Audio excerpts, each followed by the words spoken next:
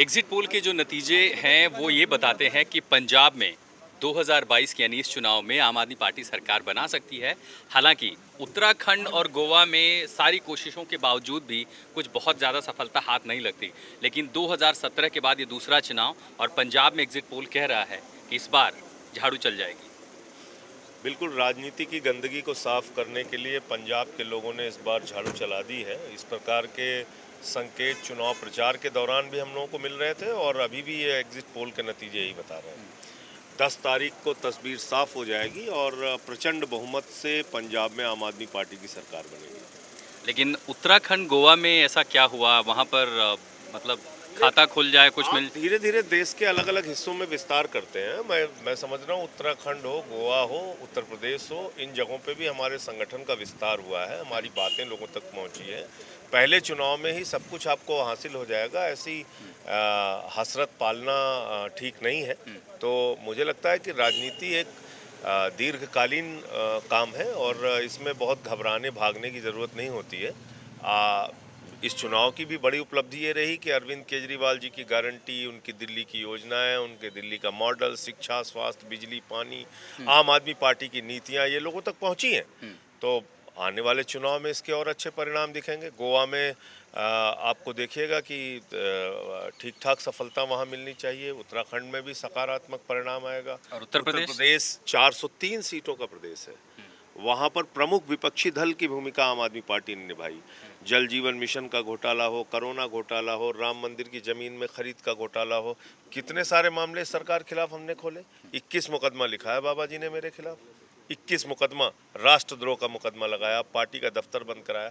तो हम एक दल के रूप में, एक प्रमुख विपक्षी दल के रूप में स्थापित हुए उत्तर प्रदेश में। लेकिन जो एग्जिट पोल के जो जाति धर्म की राजनीति इतने लंबे समय से चली आ रही है, उसको मैं या कोई और दावा करे कि हम एक दिन में तोड़ देंगे, वो संभव नहीं है।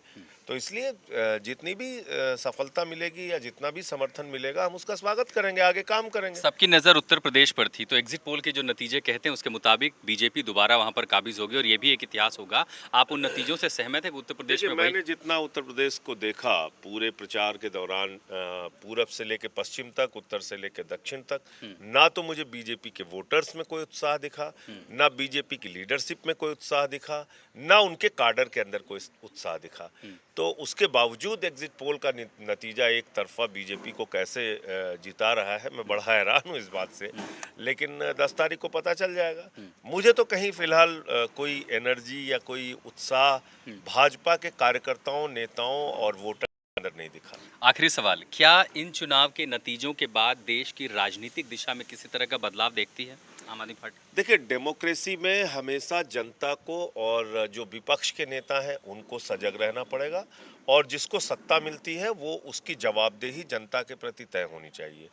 दुर्भाग्य से ये हुआ कि जो सत्ता पा रहा है वो अपने आप को राजा समझ ले रहा है और राजा समझ के वो तानाशाही कर रहा है, और विपक्ष जो है वो लगातार कमजोर होता जाता है और वो ये नहीं समझ पा रहा है कि उसकी भी भूमिका एक बहुत महत्वपूर्ण है डेमोक्रेसी के अंदर, कि जो भी समर्थन आपको जनता दे रही है, आप सत्ता पक्ष अगर आपके खिलाफ, जनता के खिलाफ काम कर रहा है तो आप उस पर लड़िए, उस पर बोलिए।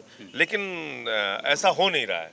तो जो भी परिणाम आए उसको सबको स्वीकार करते हुए एक भूमिका सबकी होनी चाहिए कि जो वादे सत्ता पक्ष की हों वो उसको पूरे किए जाएं जमीन पे।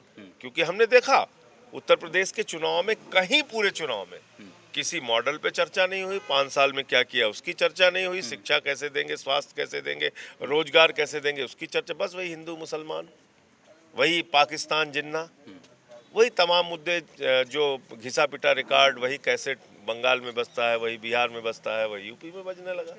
इससे निकालने के लिए सबको सजग रहने की आवश्यकता है, तभी डेमोक्रेसी मजबूत होगी, तभी सत्ता की जवाबदेही होगी।